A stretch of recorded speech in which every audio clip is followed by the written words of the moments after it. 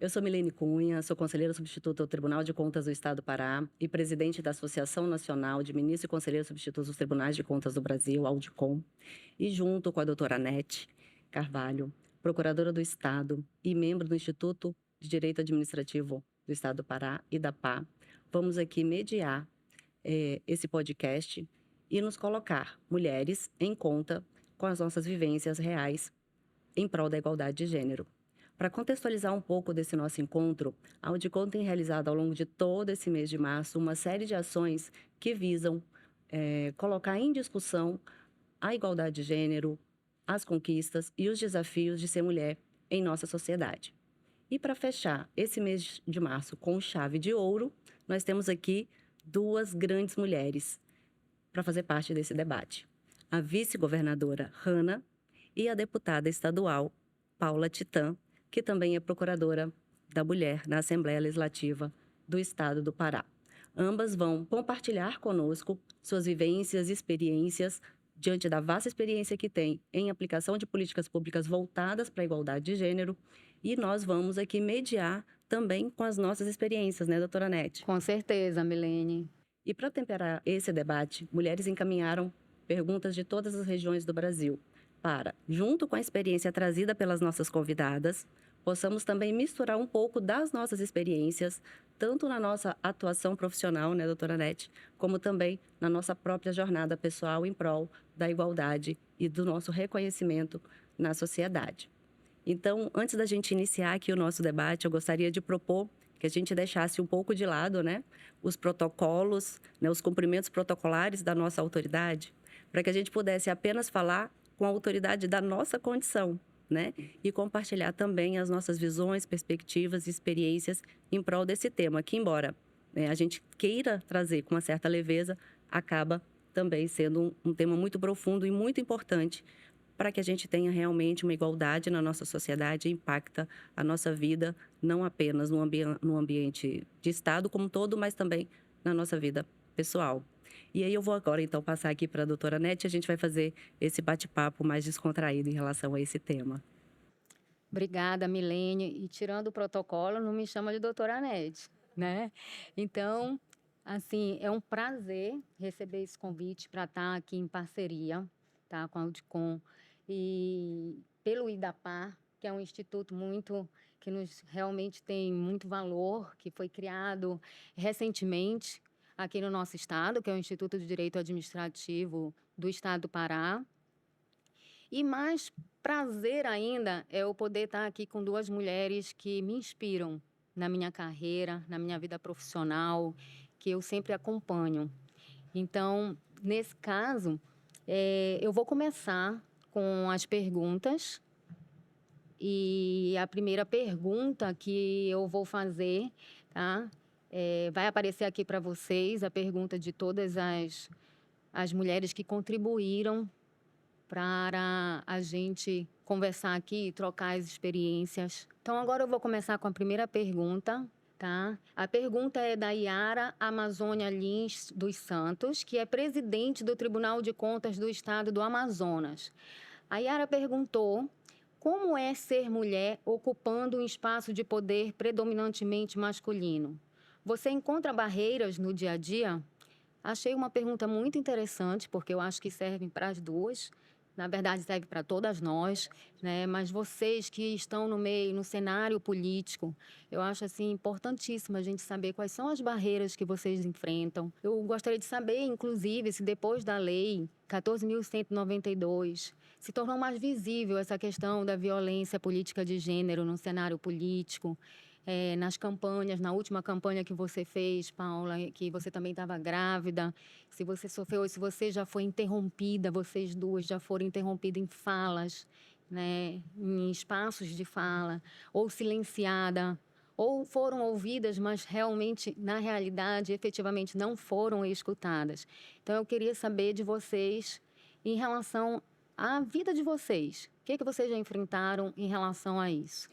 Primeiro, quero agradecer o convite, dizer que é uma grande honra para mim estar aqui com vocês, que são mulheres que nos inspiram e a gente admira. E um prazer, porque é um bate-papo sobre um tema muito importante e caro a todos nós, né? E essa pergunta, ela é muito relevante porque, como mulher, todo dia é um desafio diário na vida. E na política não é diferente disso. Nós vivemos um ambiente político que é predominantemente formado por homens. Então, a mulher, ela é muito mais cobrada e a mulher tem que se esforçar sempre muito mais. Essa é a realidade que a gente vive. Mas acredito que houveram avanços que também são importantes e que é crucial a gente poder conscientizar e falar sobre o tema para que cada vez mais a gente possa avançar em relação a esse avanço na nossa sociedade. Eu costumo dizer que venho de três gerações de mulheres fortes. E a minha criação, tanto no lado paterno quanto do materno, nós somos 4 irmãs mulheres.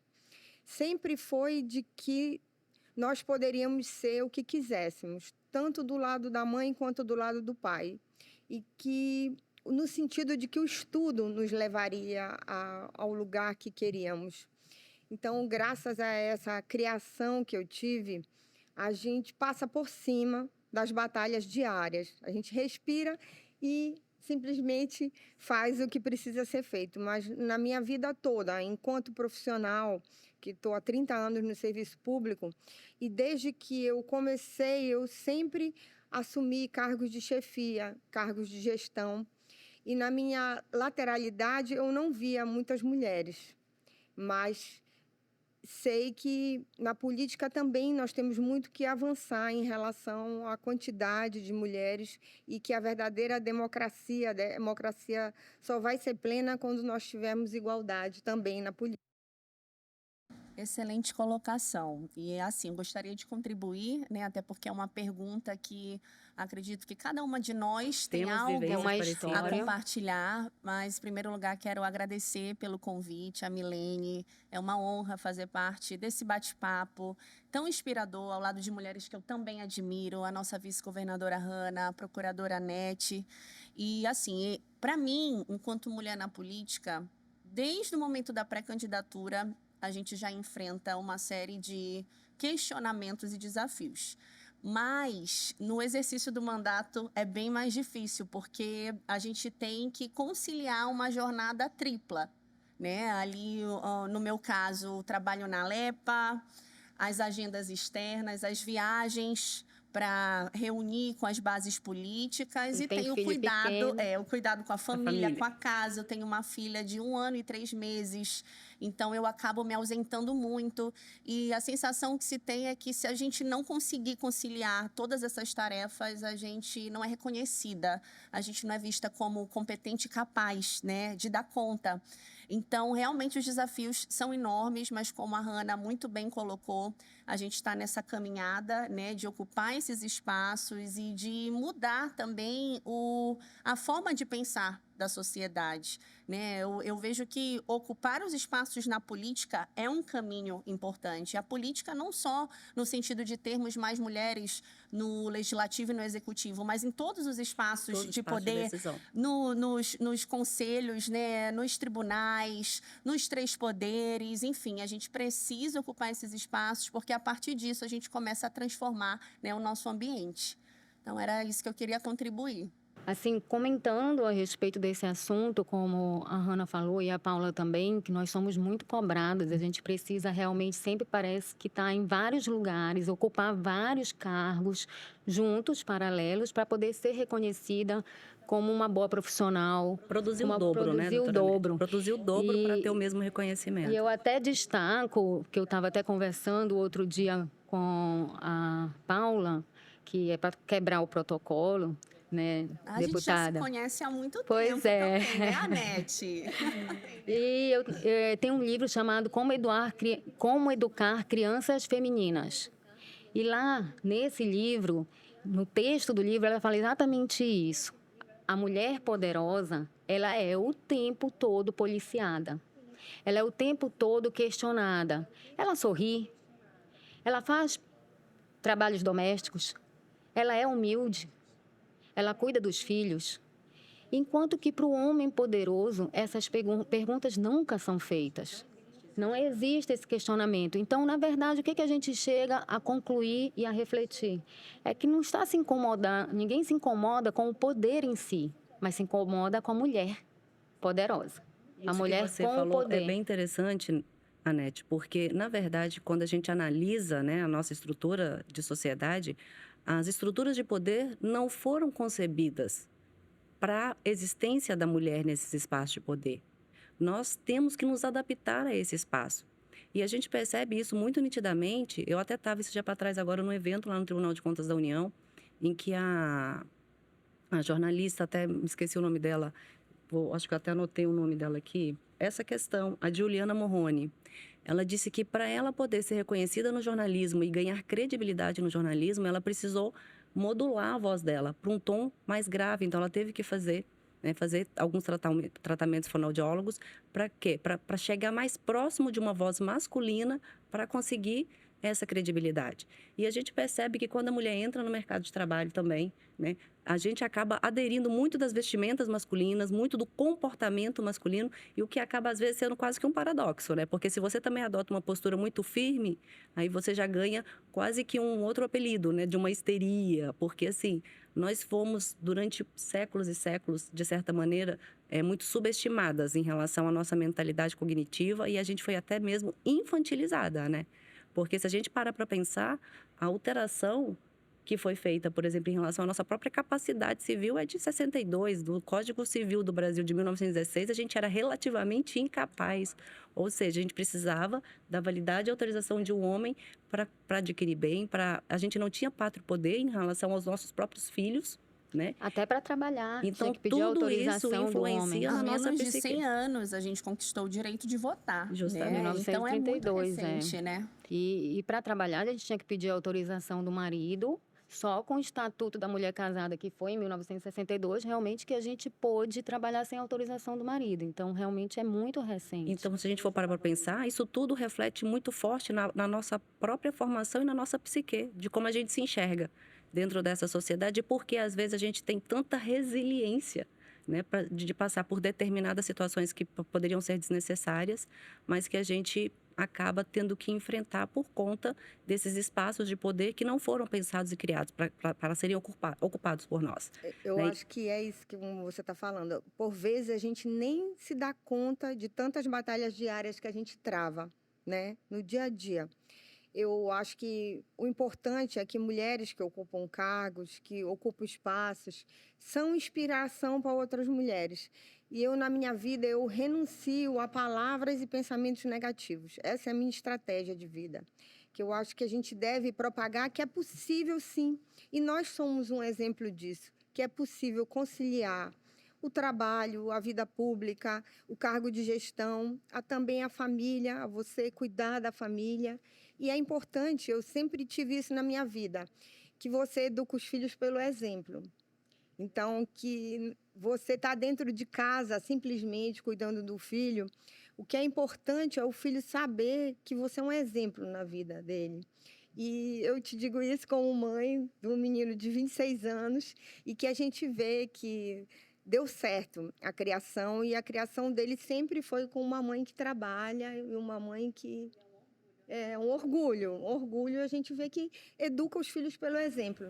A gente se culpa às vezes, né, Hanna? Sim, a gente se isso culpa, faz mas parte. faz parte do processo. Mas, como eu digo, nós temos um papel fundamental e eu vejo que eu, como vice-governadora, eu tenho também esse propósito da gente poder incentivar e empoderar outras mulheres de que é possível.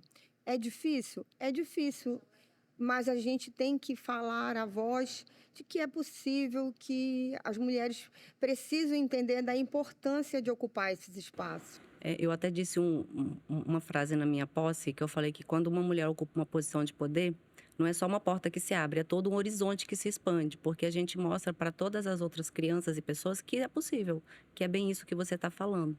E eu acho que a próxima pergunta vai nos permitir mostrar isso até com uma maior clareza. Se puderem colocar a próxima pergunta para a gente. A segunda pergunta é feita pela Cristiana Maria Fortini Pinto e Silva, presidente do Instituto Brasileiro de Direito Administrativo, IBDA, e vice-presidente jurídica da Companhia Energética de Minas Gerais, CEMIG, lá da minha terra, do meu estado. Ela diz o seguinte: a percepção social impacta significativamente na igualdade de gênero. O modo como as pessoas interpretam as diferenças entre homens e mulheres determinam as relações no trabalho, no sistema jurídico e até na política. Assim, no seu âmbito de atuação, quais são as ações que têm contribuído para a elevação da percepção da importância da mulher na sociedade? Isso tem um pouquinho com o que a gente estava falando, né? Eu acho que até antes mesmo da gente iniciar o podcast, nos bastidores, que é sobre como o patriarcado criou na psique feminina uma distinção do que são atribuições femininas, do que são atribuições do homem, e acaba limitando a atuação da mulher no mercado de trabalho, a atuação da mulher na vida política, né, ou nos espaços de poder. Então, vou perguntar aqui para a Hannah, né, para ela falar um pouquinho para a gente porque eu sei que o Estado tem lançado programas, projetos interessantes nessa temática, como o projeto Por Todas Elas e também a criação da Secretaria das Mulheres.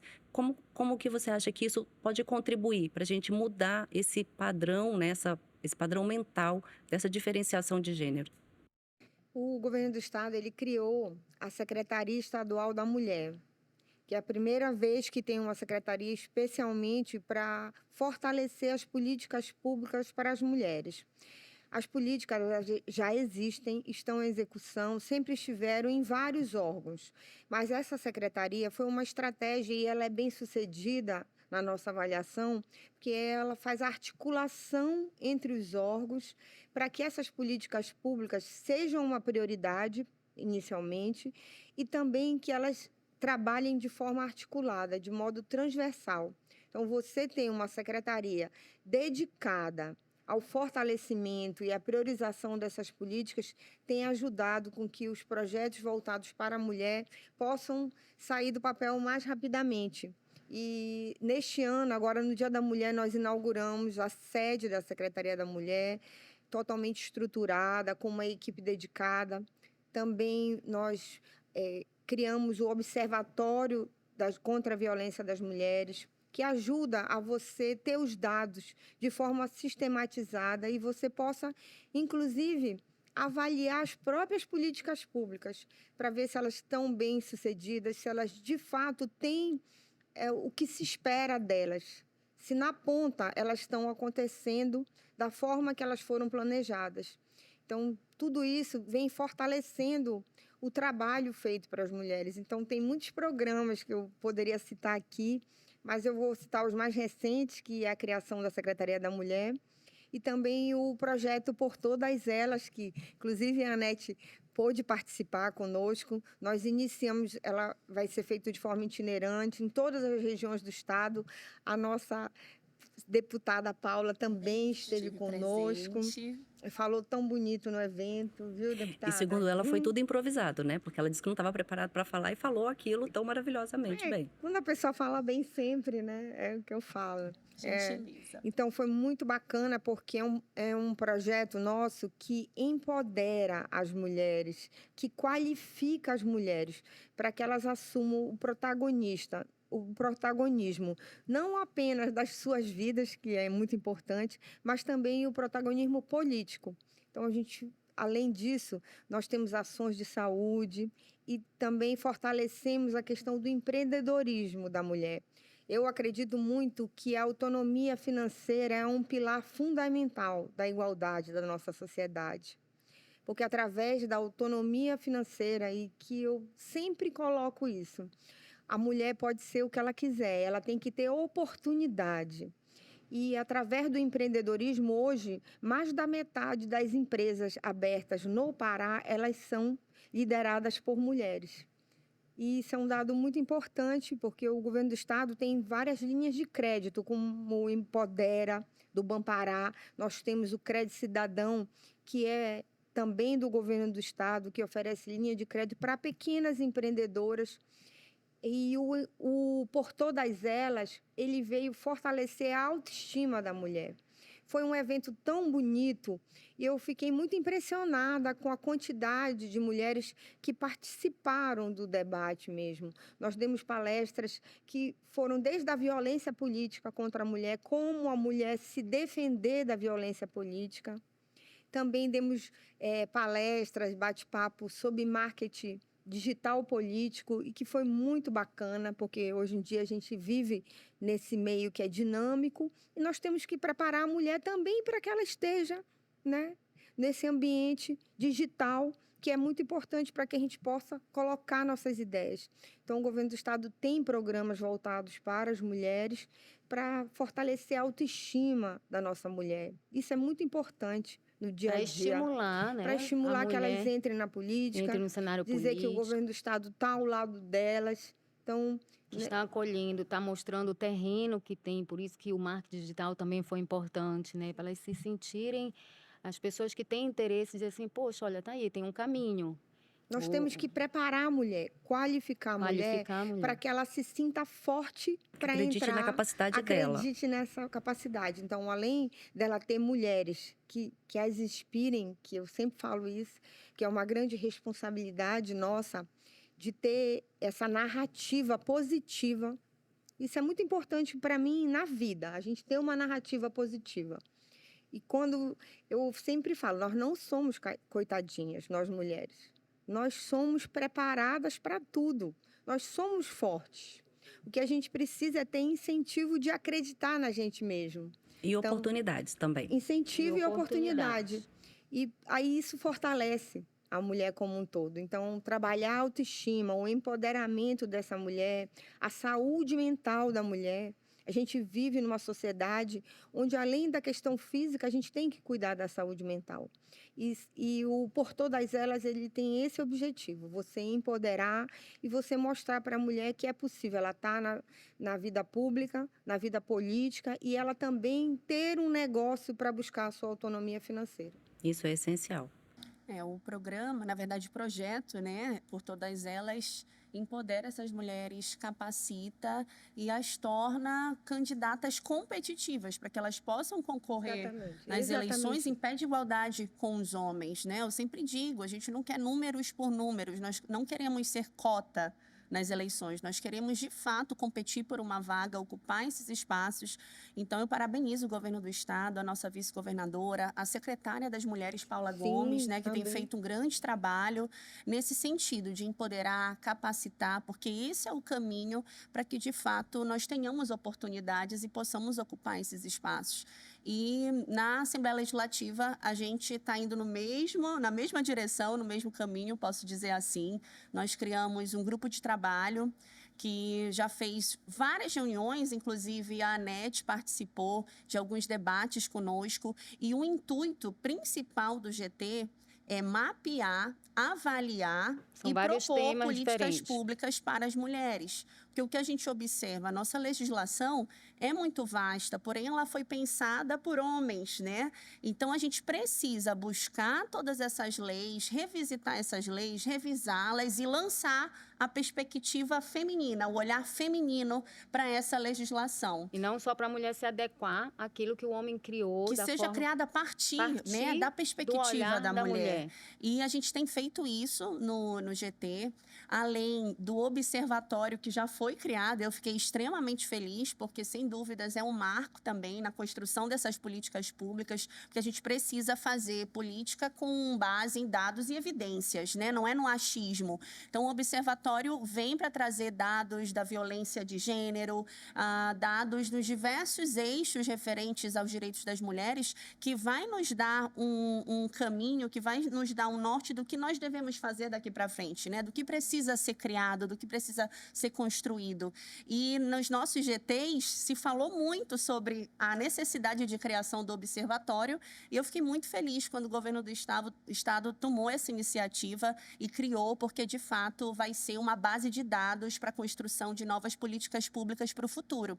E também, já entrando na fala da nossa vice-governadora, em relação à linha de crédito, no último GT que nós recebemos a Úrsula, né, a nossa secretária de Cultura, ela sugeriu a criação de um projeto de lei que garanta uma linha de crédito, Hanna, para as mulheres empreendedoras inadimplentes, porque grande parte dessas mulheres muitas vezes estão com o nome negativado. CPF. Exato. Aí eu não sei se essa linha de crédito do governo hoje abrange essas mulheres. Seria algo interessante, porque é uma dificuldade grande para essas pessoas que estão, né, com o nome negativado conseguir a liberação da linha de crédito. Mas isso é só um exemplo do que o GT tem proporcionado, né? Debate sobre projetos de lei que nós precisamos, de alguma forma, né, construir, e também de políticas públicas. E o governo do estado tem estado presente no nosso GT, porque isso precisa ser feito em conjunto, né, de forma coletiva, chamando os movimentos sociais, chamando o poder executivo, o poder legislativo, o judiciário, e construindo uma política que seja sólida e que seja, de fato, construtiva para as mulheres. E eu acho bem interessante isso que você falou, né? Porque olhando aqui da minha perspectiva do controle externo, quando você fala da necessidade de trabalhar a política a partir de indicadores, dados e estatística, para a gente poder entender, né? Então, assim, quando a gente fala de igualdade de gênero, a gente precisa de dados que sejam dados desagregados, inclusive, não só em relação a gênero, homem e mulher, mas também em relação à idade, à raça, né? A Escolaridade. Todos os escolaridade, recortes. porque existem muitos recortes. Então, quando a gente fala igualdade de gênero para todos, mas não da mesma forma. Porque é diferente. A mulher que vive na periferia, ela precisa de um olhar diferente, uma política pública trabalhada e pensada para ela de uma maneira diferente do que para a mulher branca que trabalha fora, do que para a mulher que fica em casa. Então, assim, isso é muito interessante porque o observatório, ele tem condições de agregar, né? Fazer esse banco de dados recortes, e né? esses recortes para poder colaborar E na aprofundar, política. né? E aprofundar Porque na política. quando você quer que a política dê certo, você tem que estudar todos os efeitos dela. Então, você aprofunda para saber o que está acontecendo. Você não fica só na criação da política pública. Você avalia e acompanha. E uma coisa que você falou, Hanna, que eu achei bem interessante, foi que tu te falou da transversalização da política, né? Eu ia Então, tocar nesse assunto. quando a gente fala da transversalização da política, a gente precisa analisar a igualdade de gênero não naquele foco específico apenas de uma política voltada para a igualdade de gênero, mas toda política pública precisa ter o viés da igualdade de gênero, para entender de que Daí modo aquela política a importância impacta da Secretaria da o homem. Mulher. Eu vou te dar um exemplo, Milene, porque eu tenho aprofundado os estudos em relação a isso. Os feminicídios, por exemplo, no estado do Pará, os maiores índices de feminicídio acontecem nas mulheres com menor escolaridade. Então, por isso que eu sempre falo que quando você vai tratar sobre violência, a base é a educação. Então, não é que uma mulher de uma escolaridade melhor, que tenha nível superior, ela não sofra. Mas os indicadores, os índices demonstram que a maioria das mulheres elas têm mais baixa escolaridade. Então, por isso o observatório, por isso os estudos e as políticas públicas, como você falou, é perfeito. Elas têm que ser diferenciadas. E que a educação é a base de tudo, é a base da oportunidade, é a base da conscientização dos direitos da mulher. Então, a gente tem que trabalhar ela como um todo para que você haja na causa, não no efeito. Então, Justamente, que tem a ver com aquilo que a gente estava falando, né? Quando você amplia a conscientização, a discussão, você traz a mulher para o centro do debate para mudar a nossa psique da nossa própria capacidade, né? Do que a gente acredita que a gente é capaz. Porque, como eu disse, né? Foram séculos e séculos de infantilização e, às vezes, até uma debilização da capacidade da mulher na sociedade. Tem um laudo, inclusive, eu acho que francês, que foi dado na época das mulheres que estavam se discutindo pela capacidade da mulher votar, né? Que um dos grandes médicos, filósofos na época, Cabanes, ele deu um laudo dizendo que a mulher tinha a teoria da debilidade mental feminina e da higiene feminina que impedia ela, isso é um argumento médico jurídico para impedir ela de votar. Então, assim, tudo isso, né? Trabalha. E quando a gente está numa situação, principalmente as mulheres com menor escolaridade, na periferia, que não tem tanto acesso à informação, não tem uma educação muito estruturada nesse sentido, às vezes vem de famílias desestruturadas, Muitas vezes tem que a dependência convivem, financeira, que né? tem a E dependência emocional do parceiro. e às vezes convive com a violência que ela é naturalizada, normalizada no dia a dia, é muito difícil para ela perceber que ela está naquela situação que ela não precisa e que ela tem outros meios. Então, trabalhar a independência financeira é um ponto fundamental. primordial para isso. Para mim é fundamental. E aproveitando, falar da Secretaria, da importância da criação da Secretaria da Mulher, a questão de, como a gente estava falando aqui, existem várias legislações. Então, tinha muitas legislações esparsas também no Estado do Pará, projetos, programas, que a Secretaria da Mulher veio unificar, Consolidar, né? consolidar, ver a visão geral, né? do que existe e fazer essa articulação na transversalidade, do que a gente pode fazer realmente para se tornar efetiva toda aquela legislação que já existe com os direitos e também achei muito interessante a criação da Câmara Técnica pela Secretaria das Mulheres, além do observatório, que, salvo engano, é composto por 35 órgãos. Tem a OAB, tem sociedade civil, tem órgãos estaduais de todos os setores.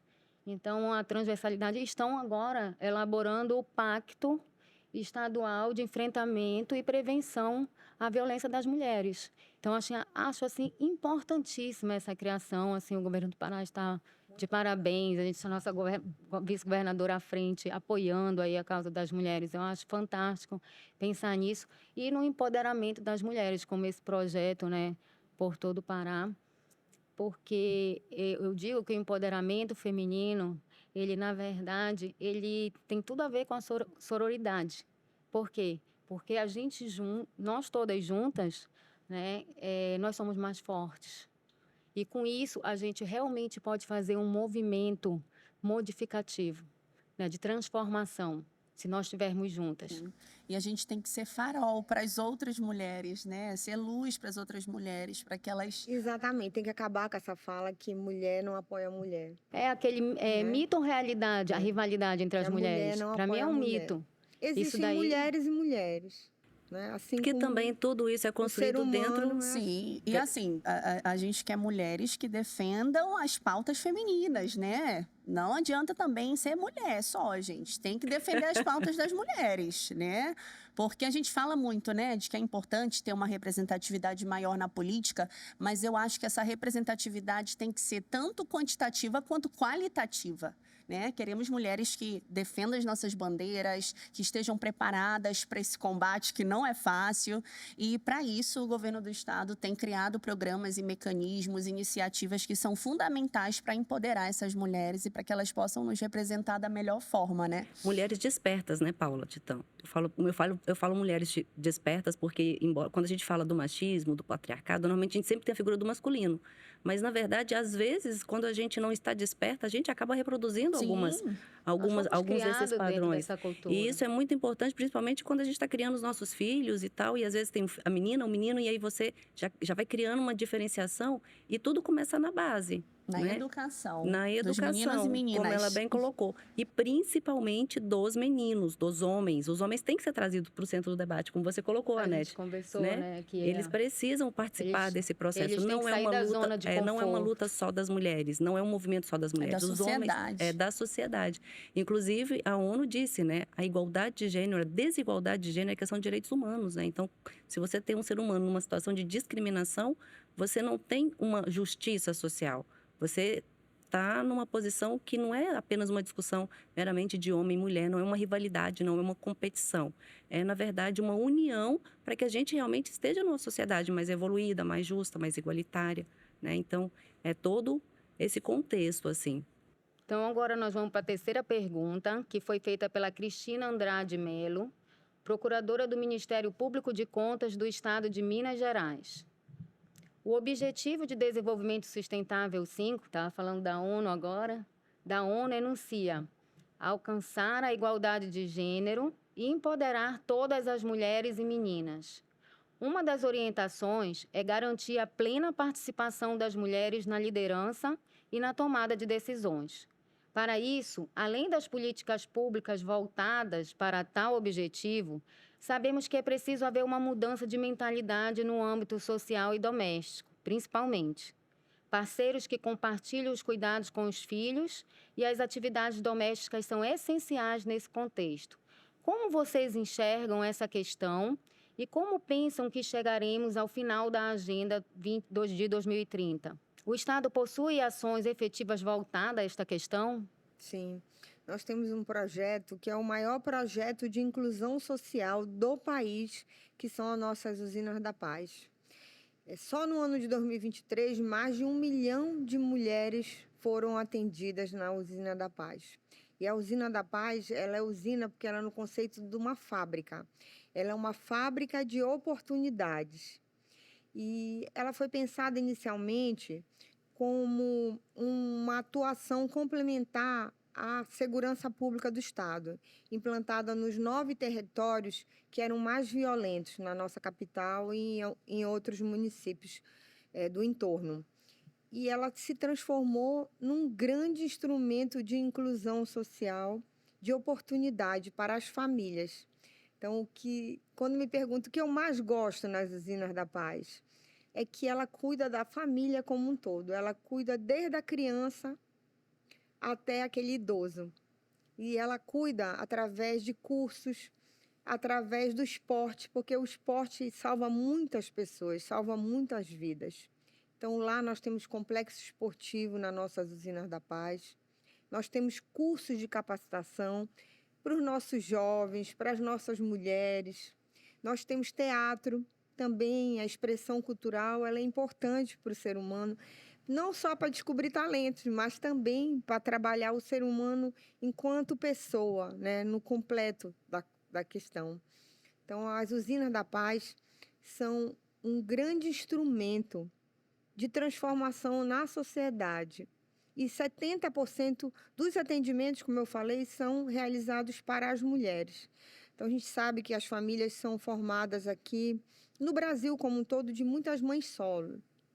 E a Usina da Paz, ela dá oportunidade para a mãe deixar seu filho em local seguro, desde uma brinquedoteca, de uma biblioteca. Então, ela deixa o seu filho como se fosse a sua segunda casa. E é muito interessante o que ocorre, como a comunidade cuida da Usina da Paz. Porque, normalmente, existe uma deteriorização dos espaços públicos.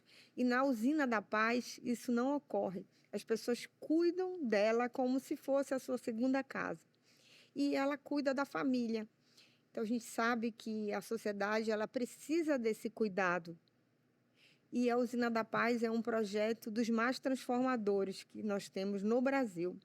Nós temos 9 em funcionamento hoje no Estado, mas temos uma meta de chegarmos a 40 usinas da paz por todo o Pará, tendo como referência os municípios com maior população. Então, 9 estão em funcionamento e 26 estão em construção. A Mas de 9 Castanhal não está em são- construção. tá em já. construção. Castanhal é Uma delas. Essas 9 não são só aqui em Belém, né? Não, em Belém, Marituba, nós temos em Canaã dos Carajás também. Então, são 9 usinas, Ananindeua. Então, são 9 usinas existentes. E nelas, a gente vê que a sociedade é cuidada como um todo. Que muito interessante Tem esse cursos de projeto. gastronomia Tem curso de também. Porque são políticas gastronomia. integrativas, né? Exatamente. Em que trabalha o ser humano em todas as dimensões e mostra e assim, é quase que uma formação realmente. Até fui convidada para fazer uma palestra agora no final de Você de já abril. conhece, moça? Ainda não conheço. Então E eu tem vou ter que oportunidade de conhecer agora no final de abril. Nós recebemos gente do Brasil todo para conhecer Porque nossas são usinas. Se tornou exemplos, né, referência de Rona? política Se tornou pública, referência de de inclusão. polícia pública. Verdade. E é bem legal, assim, trazer o exemplo da Usina da Paz e conectando com a pergunta, porque nas Usinas da Paz, os cursos e as atividades não têm gênero específico. Culinária, por exemplo, eu até vi o governador, né, falando sempre sobre isso, brinca ele aí. sempre brinca. Culinária para os homens e mulheres, Pros pros homens meninos e aprenderem a meninas, pros homens cozinhar pra aprenderem a suas cozinhar para mulheres. as suas mulheres. Então, isso é uma forma de desconstruir também esse pensamento machista, o patriarcado, né? E nas usinas, as crianças, desde cedo, já aprendem que não existe uma tarefa específica para homem ou para mulher, né? Porque, historicamente, a gente foi ensinada que as tarefas domésticas são atribuições das mulheres, o cuidar dos filhos, o cuidar da família é atribuição exclusiva da mulher, e o homem sempre se sentiu mais livre e desimpedido para voar, né? E Fazer a sua para carreira, fazer a seu- carreira seu profissional. Na caminho. política, isso é muito nítido. Eu chego em vários municípios, as pessoas perguntam pela minha filha, mas não num tom assim de carinho, num tom de questionamento. Você deixou sua filha? Com quem? Com quem você exatamente. deixou sua filha? Com quem Eu você nunca deixou? vi um amigo meu parlamentar sofrer esse tipo de questionamento. de perguntarem, né? Mas você é pai, você deixou os seus filhos lá na sua casa? Então, eu acho que essa é uma desconstrução que precisa ser feita e o papel das usinas, né, de oportunizar a meninos e meninas cursos, atividades, esporte, Sem fazer essa né? diferença, Sem fazer essa sem fazer o diferença é sexismo, fundamental, né? né? Por isso que também as pessoas que trabalham nas usinas precisam ter esse olhar para que a gente não reproduza de forma até inconsciente esse pensamento machista, né? Então é importante, e eu sei que o governo também tem trabalhado na capacitação, né, dos servidores, as pessoas que cuidam das usinas são escolhidas a dedo, né? E é muito importante a gente ter essa consciência coletiva para que as nossas crianças cresçam com essa mentalidade já modificada, né? Justamente isso aí, a mudança do padrão mental, né? Não tem essa distinção como um atributo da psique feminina. Ela tem que fazer isso, ela tem que preencher esse quadrado. Então, tu é livre desde que você esteja dentro desse quadrado. Não é bem por aí, né? Então, é um processo realmente de desconstrução. Por isso, a importância de ter políticas integrativas nesse sentido, né? Quando eu falo que a mulher é muito mais cobrada, e esse exemplo da Paula foi um exemplo muito interessante de cobrarem, cadê sua filha, quem está cuidando, já que você está aqui. A mulher, se ela trabalha, por vezes ela é cobrada porque está abandonando a família ou o marido, não é?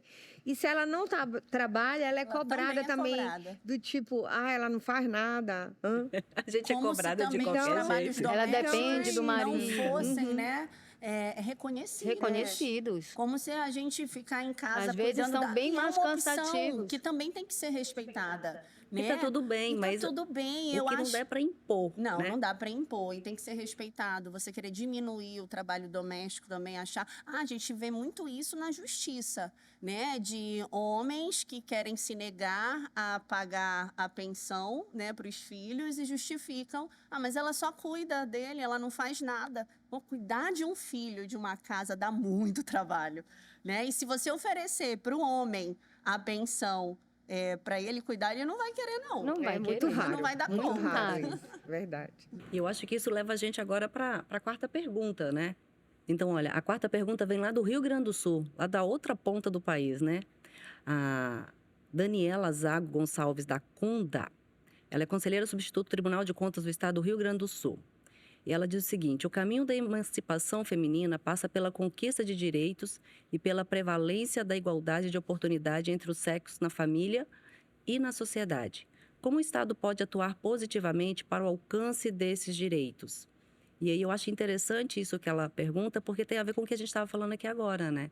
Inclusive o IBGE, em 2019, ele fez um estudo em que ele disse que a mulher normalmente dedica 22 horas da semana em trabalhos domésticos e cuidados com a família, enquanto o homem, no mesmo período, dedica apenas 11 horas por semana. Então, isso é um reflexo muito importante até na saúde mental da mulher, em função da sobrecarga emocional, física e mental a que ela é submetida diante dessas jornadas duplas e triplas. Então, que tipos de políticas, né, existem hoje? Como a gente pode fazer com que a mulher não fique tão sobrecarregada? Eu acho que talvez a Hanna poderia falar um pouco, né, da creche por todo o Pará, que tem justamente como objetivo oportunizar a mulher essa maior tranquilidade para que ela possa se desenvolver no ambiente profissional, né? E enquanto tem alguém cuidando dos seus filhos. É isso. É como eu falei, a educação ela é a base de tudo. Então, a gente tem que investir na educação para investir no presente e para investir no futuro. E pensando nesse investimento desde as nossas criancinhas, porque a creche é um investimento de 0 a 5 anos nas crianças. Então, tem benefícios maravilhosos para a sociedade, porque além de você iniciar o processo de alfabetização da criança muito cedo, ela se acostumar a estar na escola, além desse benefício para a criança e para todo o processo de alfabetização, de início da criança na escola, ainda tem a questão da mãe poder deixar o seu filho em local seguro e poder ir para o mercado de trabalho. Então, eu acho que a igualdade, na minha concepção, pela minha vivência, por toda a minha história de vida, a história dos meus pais, é a autonomia financeira que é importante para a mulher, para ela poder ter igualdade, de buscar a sua igualdade de direito. Então, a creche ela trabalha com o processo de educação, que é muito importante, e também trabalha na possibilidade da mãe deixar o seu filho em local seguro. Eu, como mãe, como mulher, e vocês todas aqui também, a gente sabe que é importante a gente trabalhar, é importante. Mas para uma mãe é muito importante saber que seu filho está em local seguro. Seguro para Que poder está trabalhar sabendo Nossa cuidar. maior tranquila, né? preocupação é essa, É né? isso. Estando num local seguro, sendo bem cuidado, acho que a gente se sente tranquila e com a mente também livre, né, para poder trabalhar. E não só para a mãe, para o pai também. Porque o pai também vai ter essa tranquilidade de que o seu filho está sendo deixado num local seguro. Então, o programa Creche por Todo o Pará, ele é um programa prioritário do governo. A nossa meta é ousada, é construir uma creche em cada um dos 144 municípios do estado. Nós já estamos com mais da metade em construção, iniciando a construção.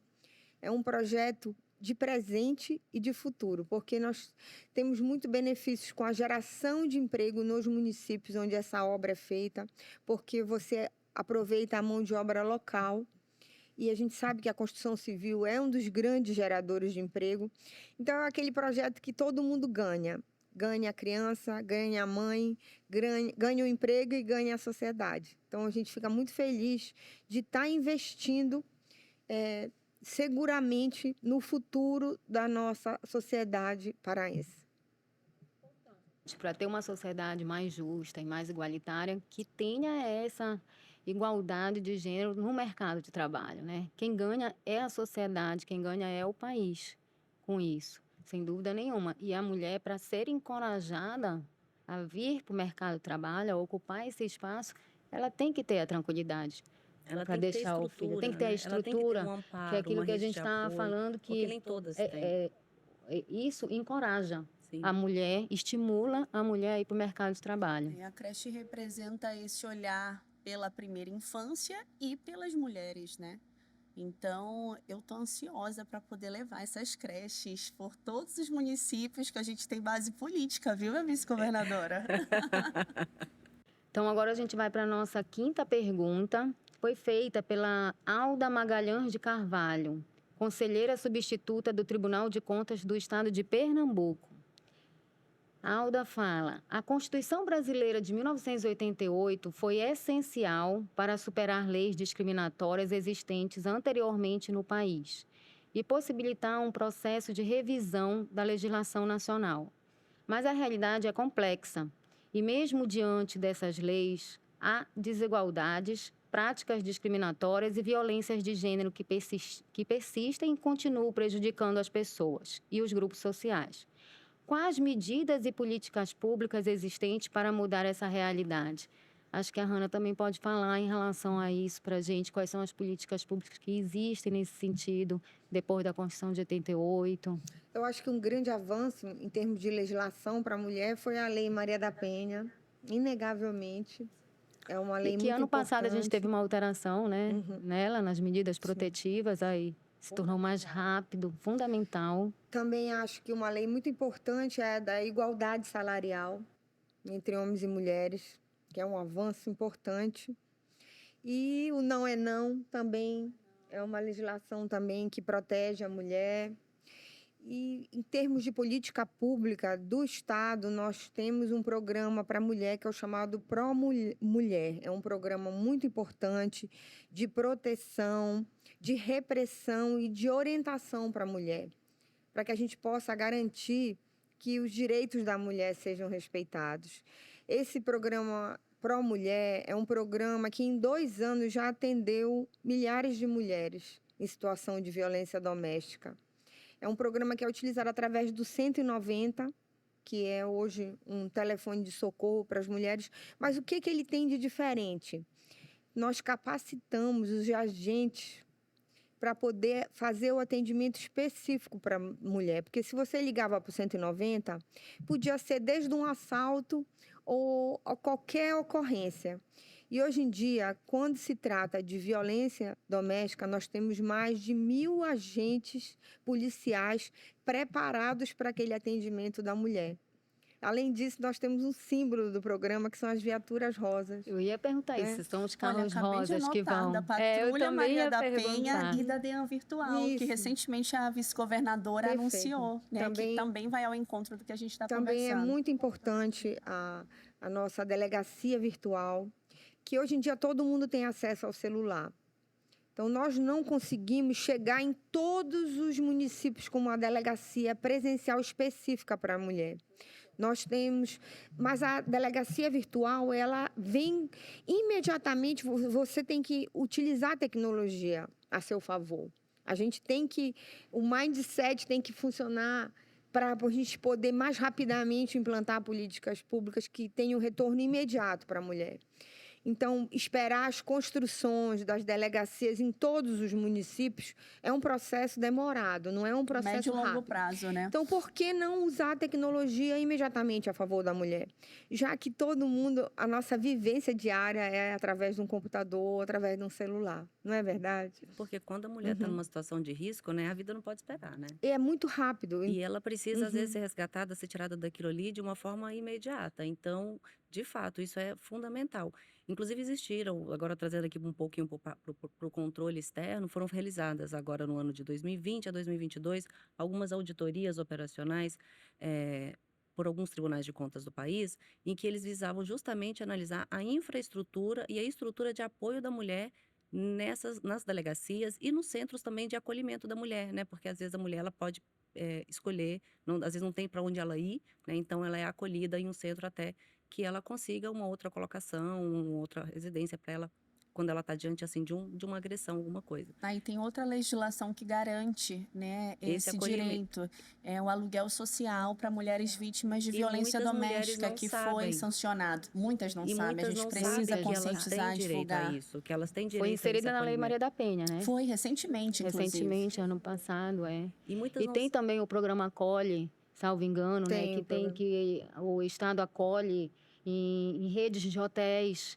Foi feito isso, eu participei E eu em acho que algum também evento uma desse. outra alteração recente que teve na Lei Maria da Penha, que eu achei bem interessante e que eu acho que é fundamental, principalmente para as mulheres, é a questão da segurança, porque em relação à disputa pela guarda dos filhos, né? Então, dentro da Lei Maria da Penha, agora diz que quando a mulher tem uma medida protetiva, não se pode discutir guarda compartilhada.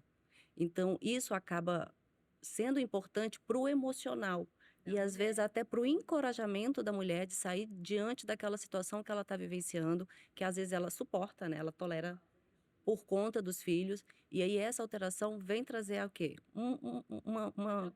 Uma tranquilidade. A mulher se sente porque ela sabe que ela não vai sair de uma violência para outra, porque às vezes ela sai de uma violência que não é ela sai de uma violência direta para uma violência indireta, né?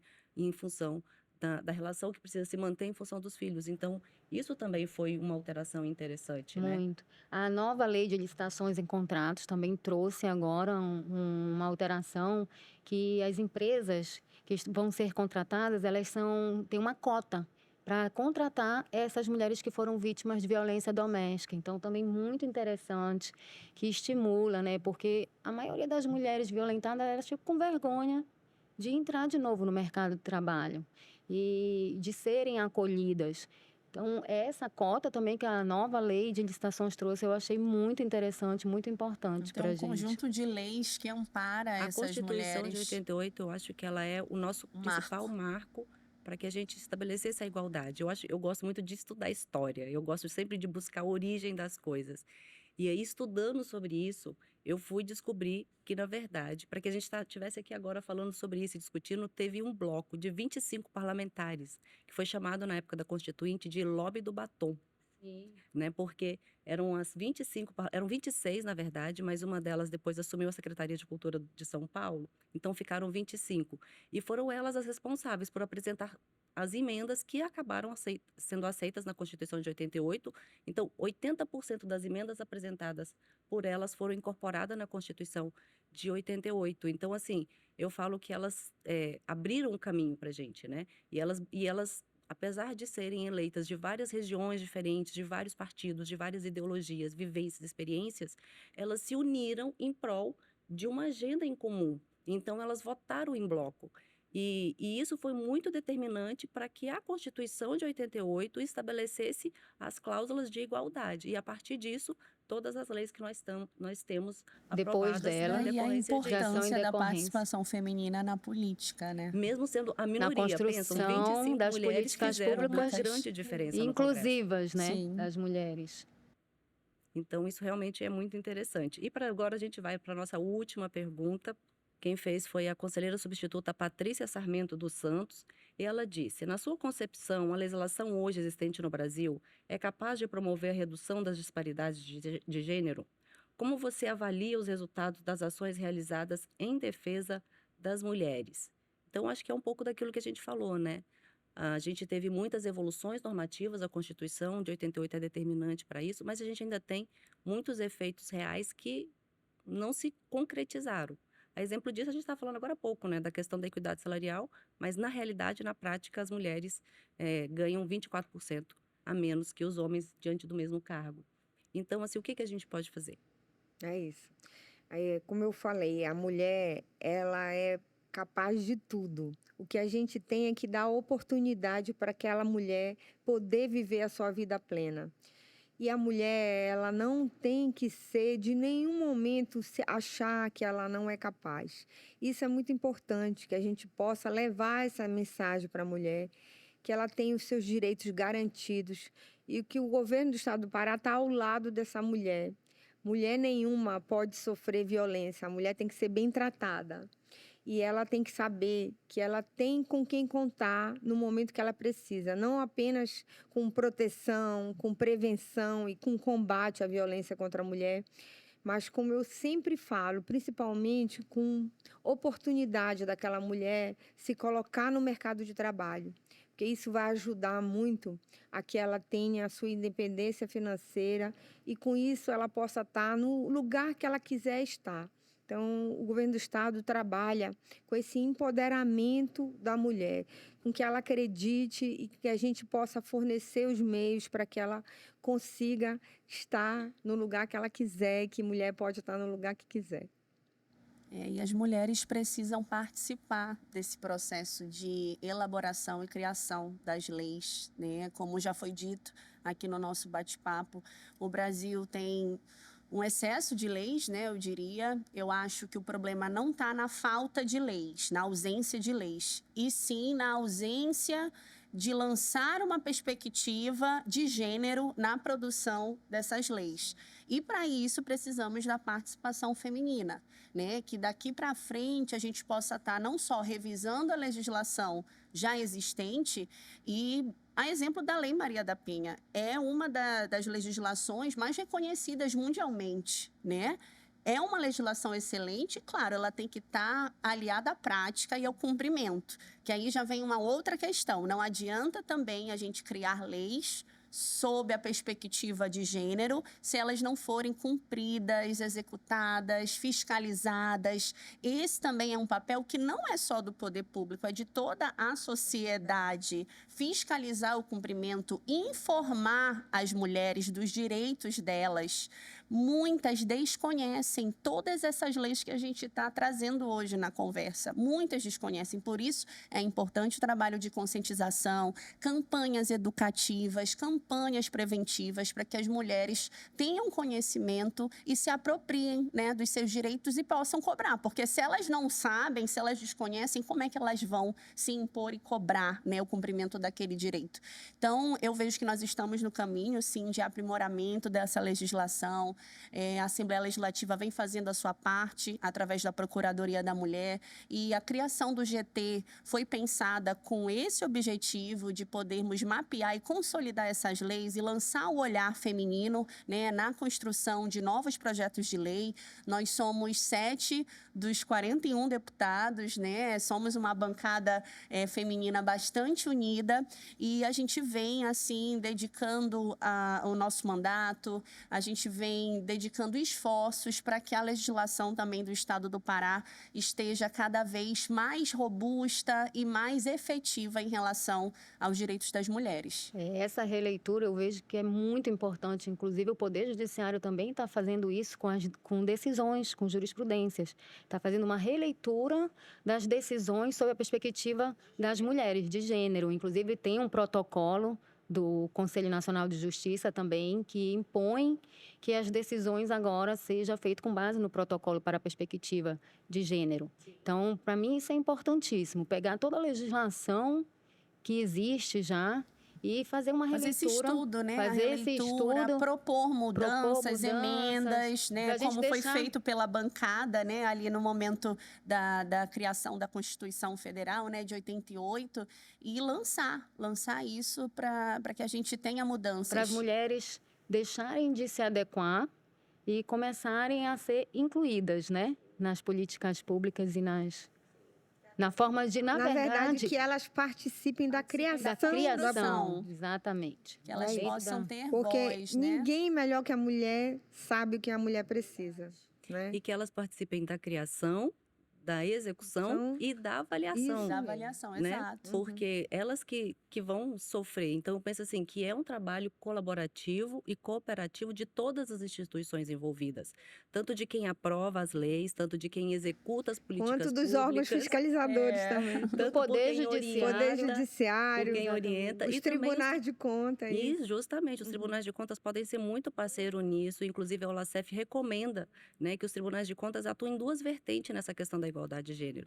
Tanto pela liderança, pelo exemplo, ou seja, incorporando nas nossas próprias instituições, dentro dos tribunais de contas, a vertente da igualdade. E os tribunais de contas não são diferentes das demais instituições. Foi feito um levantamento ano passado e as mulheres representam, dentro dos tribunais de contas, dentre conselheiras e conselheiras substitutas, menos de 15%.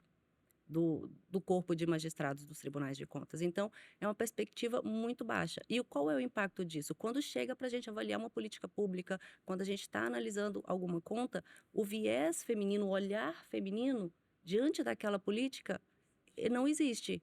Então, isso impacta também na forma como você tem o resultado do julgamento, a perspectiva da fiscalização em relação a isso.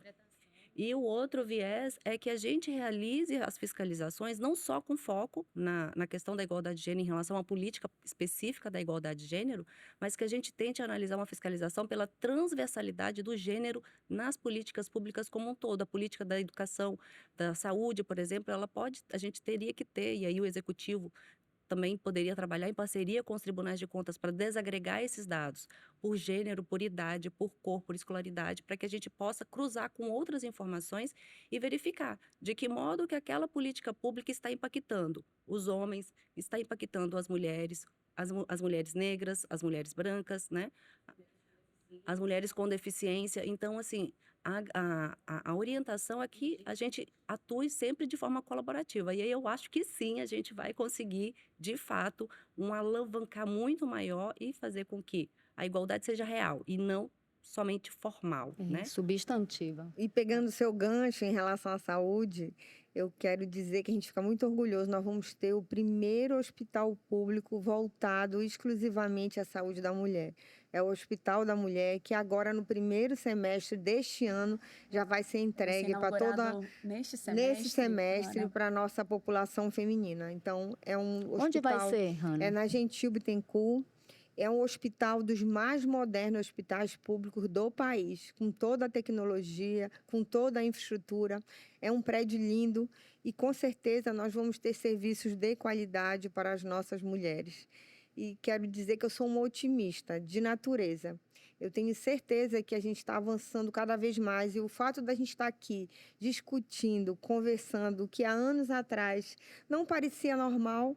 Então, eu sou uma pessoa que acredita muito que a gente está avançando. Claro que a gente precisa avançar a passos mais largos, mas eu acredito que essa construção, sendo feita de forma coletiva, ela contribui para que muitas mulheres possam se inspirar e também participar, como foi dito aqui, não apenas da política, mas da vida como um todo, das decisões, dos cargos de decisão. Maravilhoso. Acho que esse debate a gente queria ficar aqui a tarde toda, né? Com certeza, não ia Eu parar não de quero ir falar. embora mais, Também porque a não gente quero, pode ficar não. falando, porque quanto mais a gente fala, a gente vai despertando até Exatamente novas isso. perspectivas pra Essa é a gente importância mesmo, da né? gente fazer eventos como esse, debates como esse, porque isso faz a gente refletir, né? Não só nós, quero dizer, toda a sociedade. Quando a gente coloca em pauta assuntos como esse, a gente passa a refletir o Se que realmente amplia, né, amplia a nossa de visão. E mundo. a nossa geração está em construção, Está em não é construção. verdade? Exatamente. Então, é importante. E aí é a importância da gente desconstruir aquela cultura patriarcal, né? Uhum. E que é o que nós estamos fazendo aqui, inclusive, quando a gente está debatendo. Muito importante. Eu tenho uma brincadeira que às vezes eu costumo falar. Eu falo que as mulheres que nos antecederam, né? As lágrimas, suores e sangues que foram derramados por as mulheres que nos antecederam e pavimentaram essa estrada que hoje a gente está percorrendo, cabe a nós agora florir essa estrada, né? Exatamente isso. Então, assim, tornar ela realmente mais sólida. Então, é um trabalho conjunto, como bem dito pela Hanna, pela Paula, e eu acho que todas nós temos uma motivação em relação a isso e temos uma propósito. responsabilidade também, Uhum. É o né? propósito. Não é fácil, a gente sabe que a gente tem que ter resiliência todos os dias, porque, como a gente estava falando logo no início, é o cotidiano, às vezes, eu falo que são algumas barreiras invisíveis, né? Tipo, mas qual é a dificuldade? Não dá, não é palpável, não é visto, não é escrito, não está dito, mas são algumas barreiras, resistências que ainda persistem, algumas visíveis, outras invisíveis, mas que eu acredito que com a evolução, também sou uma otimista, a gente vai conseguir superar. E nós temos no Pará uma geração muito importante, não apenas de deputadas estaduais, de deputadas federais, mas também de gestoras públicas mulheres, Prefeitas, governadora. vice-governadora. Inclusive, eu acho que o estado do Pará é o que tem mais mulheres nos tribunais em posição de poder. Mais desembargadoras Mais desembargadoras, do que Verdade. desembargadores. no Tribunal de Contas do Estado também. É uma referência, É uma inclusive, o referência, nosso Tribunal de realmente. Justiça. Inclusive, saiu um livro agora, né? Eu até contribuí para esse livro, Mulheres Magníficas, Mulheres em que todas as magníficas. mulheres Isso, foram... eram É isso. as principais Os presidentes eram mulheres. cinco principais tribunais, as presidências eram Eram todas de ocupadas por mulheres. mulheres. Mas olha, o que eu quero dizer é agradecer aqui, primeiro, por vocês aceitarem o convite a debater com a gente sobre isso. Eu acho que a gente vai fechar com chave de ouro o nosso mês de março. E dizer que foi muito importante e enriquecedor para mim. Eu acho que para nós todos. Para nós Esse todas, com debate. certeza. Então, eu quero agradecer em nome de toda a associação da Audicom. A gente vai veicular esse podcast a nível nacional. Eu acho que ele vai bombar. E quero aproveitar a oportunidade para entregar para cada uma de vocês a coletânea de livros que a associação produz. Todo ano a gente lança um livro com temas específicos a partir de estudos dos ministros e conselheiros substitutos dos Tribunais de Contas do Brasil. O último que nós lançamos foram as mutações na Lei de Licitações e Contratos. Então, a gente tem ali, a gente traz casos práticos, a gente tem tanto na Lei de Licitações e Contratos, quanto no controle orçamentário. Eu escrevi um artigo, inclusive, falando sobre o controle orçamentário como garantia dos direitos fundamentais. A gente trata também do regime de previdência, dos processos de controle externo e alguns temas polêmicos dos tribunais de contas, e tem um livro específico para a época da Covid. Então, eu gostaria de entregar para cada uma de vocês a nossa coletânea de livros, e a gente vai lançar um outro agora no final do ano, lá no Congresso, em Foz do Iguaçu. E a temática que a gente escolheu para o lançamento desse 7º livro é sobre como que as decisões dos tribunais de contas podem trazer melhorias para as políticas públicas no âmbito do Poder Executivo. Então, acho que vai ser interessante a gente compartilhar a experiência, porque eu acho que é tudo isso, né? É um conjunto, é uma complementariedade, né? As instituições se interligam e a gente precisa atuar de forma colaborativa e integrativa. Essa união faz a força. Parabéns a vocês pela iniciativa. E é um prazer muito grande ter participado aqui com vocês. Certeza, Hanna. Quero agradecer novamente pelo convite. Me senti muito honrada, né, e privilegiada de poder fazer esse bate-papo com vocês ao lado da Hanna, que também é uma inspiração para mim. E dizer também para vocês que a gente está à disposição na Assembleia Legislativa do Estado, na Procuradoria, para fortalecermos essa rede, né, essa rede de proteção das mulheres. Me coloco à inteira disposição disposição e, óbvio, também posso falar em nome das deputadas estaduais. Tenho certeza que elas estão sempre dispostas a contribuir nessa construção de políticas públicas pelas mulheres, tá? Obrigada. Obrigada a vocês. É sempre bom estar junto com mulheres que a gente admira e que a gente acompanha o trabalho. Porque a gente percebe, vocês são incansáveis, são atuantes e têm uma experiência vastíssima. Então, fazem a diferença, realmente. Nos convide para a próxima. Vai ter várias, se E Deus quiser. parabéns, Milene. Ela é a primeira mulher a ocupar também esse espaço na Audicom, né? E na presidência da Audicom. Então, isso é algo muito significativo para nós. Parabéns, a sua posse foi mês passado, né? E eu fico muito feliz de ter uma mulher, né, ocupando esse espaço. Que Deus abençoe essa trajetória cada vez mais. Amém. Obrigada mesmo. Então, a gente encerra esse podcast com essa discussão fantástica com essas mulheres maravilhosas e até o próximo.